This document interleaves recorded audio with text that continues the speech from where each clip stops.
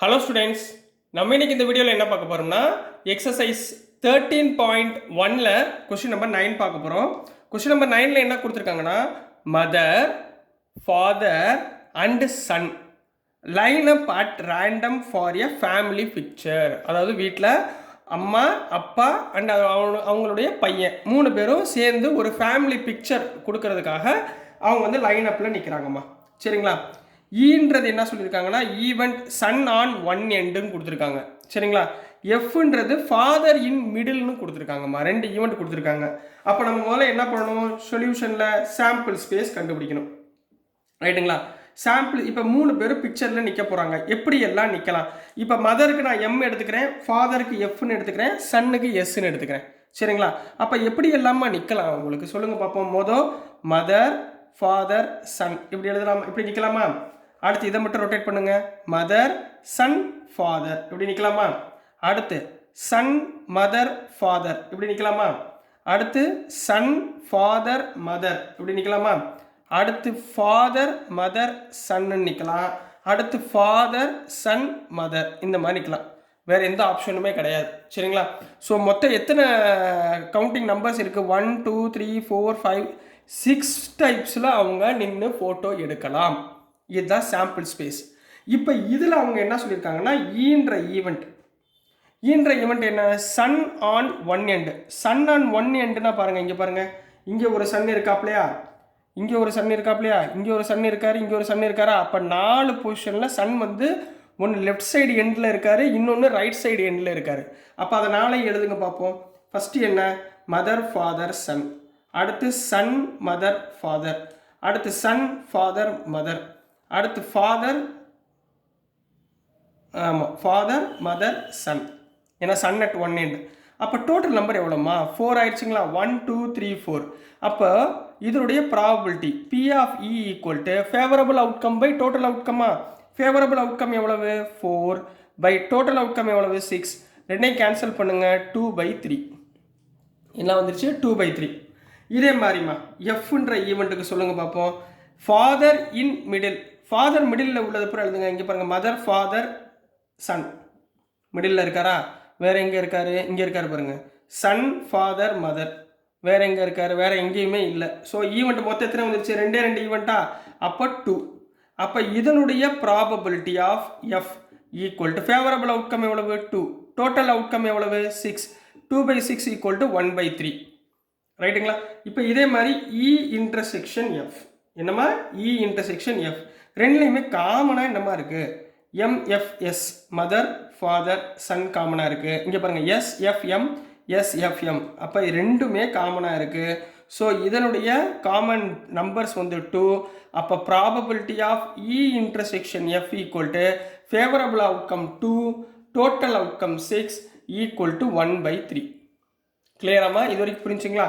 இப்போ என்ன கண்டுபிடிக்க போகிறோம்? Conditional probability. அப்போ probability of E on F equal to formula என்னம்மா? Probability of E intersection F divided by probability of F. E intersection F எவ்வளோ கண்ணா? 1/3 டிவைடட் பை ப்ராபபிலிட்டி ஆஃப் Fல எவ்வளோ கண்ணா? 1/3. ரெண்டையும் கேன்சல் பண்ணால் 1/3 கேன்சல் பண்ணிங்கன்னா ஆன்சர் எவ்வளோமா? 1. So this is the answer for question number 9 கண்ணா. நெக்ஸ்ட் நம்ம கொஸ்டின் நம்பர் 10 பார்க்கலாம். ஸோ நெக்ஸ்ட்டுமா கொஸ்டின் நம்பர் 10. கொஸ்டின் நம்பர் 10 கொஞ்சம் லென்த்தியாக இருக்குமா. ஸோ நான் கொஸ்டின் எழுதுறேன்னா உங்களுக்கு இவ்வளோ தூரம் வரைக்கும் கவர் ஆயிடுது. ஸோ சொல்யூஷன் எழுதுறதுக்கு ரொம்ப கஷ்டமாக இருக்கிறதுனால கொஸ்டின் நான் டிக்டேட் பண்ணிவிட்டு ஆன்சர் மட்டும் நான் இதில் சொல்கிறேம்மா. சரிங்களா? கொஸ்டின் என்ன கொடுத்துருக்காங்கன்னா, a black and red dice rolled. A black and red dice rolled. ஒரு பிளாக்கும் ரெட்டு உள்ள ஒரு டை வந்து என்ன டைஸ்னால் 2 இருக்கும். சரிங்களா? அதை வந்து என்ன பண்ணுறாங்க? உருட்டி விடுறாங்க. ஏ என்ன சொல்கிறாங்கன்னா, find the conditional probability of obtaining a sum greater than 9 given that the black die resulted in a 5. அதாவது ஏன்ற சப்டிவிஷன் என்ன கொடுத்துருந்தாங்கன்னா, ஃபைண்ட் த கண்டிஷனல் ப்ராபபிலிட்டி கண்டுபிடிக்க சொல்லியிருக்காங்க. எதுக்கு கண்டுபிடிச்சிருக்க சொல்லியிருக்காங்க? Of obtaining a sum greater than 9 given that the black die resulted in a 5. Black டையோட ரிசல்டன் எப்படிமா இருக்கணும்?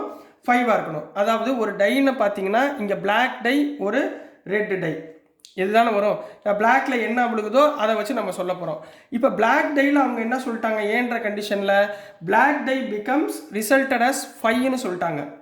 பிளாக் டையில் எனக்கு என்ன தான் விழுகணும், 5 தான் விழுகணும். அப்போ ரெட் லைனில் எது வேணாலும் விழுந்துக்கலாம்ல. அப்போ ஏ உடைய சாம்பிள் ஸ்பேஸ் முதல் அதை கண்டுபிடிங்க. ஏ உடைய சாம்பிள் ஸ்பேஸ் சரிங்களா. சாம்பிள் ஸ்பேஸ் எப்படி இருக்கும், ஃபஸ்ட்டு பிளாக் டை ரெண்டாவது ரெட் டைன்னு வச்சுக்கோங்க. ஃபஸ்ட்டு பிளாக் டையில் என்ன இருக்கணும், 5 தான் விழுகணும், வேறு எந்த நம்பரும் விழுகக்கூடாது. அப்போ 5,1 ரைட்டுங்களாம்மா, புரிஞ்சுங்களா. இதே மாதிரி சொல்லுங்கள் பார்ப்போம். அடுத்த டே என்ன வரும், 5,2. அடுத்து என்ன கண்ணா வரும், 5,3. அடுத்து என்ன கண்ணா வரும், 5,4. அடுத்து 5,5. அடுத்து 5,6 ரைட்டுங்களா. இதுதான் சாம்பிள் ஸ்பேஸ். அதாவது பிளாக் டையில் ரெட் டை, பிளாக் டையில் 5 தான் விழுகணும் சரிங்களா அப்படின்னு கொடுத்துருக்காங்க.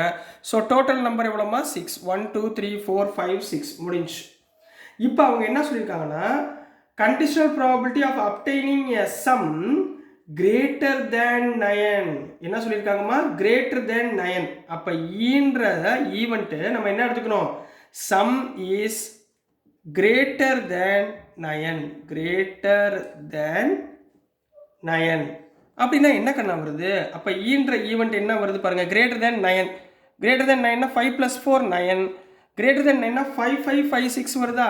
அப்போ என்ன வரும், 5,5 5,6 ரைட்டுங்களா, புரிஞ்சுங்களா. அப்போ எத்தனை வந்துருச்சு உங்களுக்கு, 2 ஈவெண்ட்ஸ் வந்துருச்சு. இப்போ அவங்க என்ன கண்டுபிடிக்க சொல்லியிருக்காங்க, கண்டிஷனல் ப்ராபபிலிட்டி ஆஃப் சம்மோட value greater than 9 divided by condition on black வந்து என்னவா இருக்கணும், 5ஆக இருக்கணும். இதுதானே கொடுத்துருக்காங்க.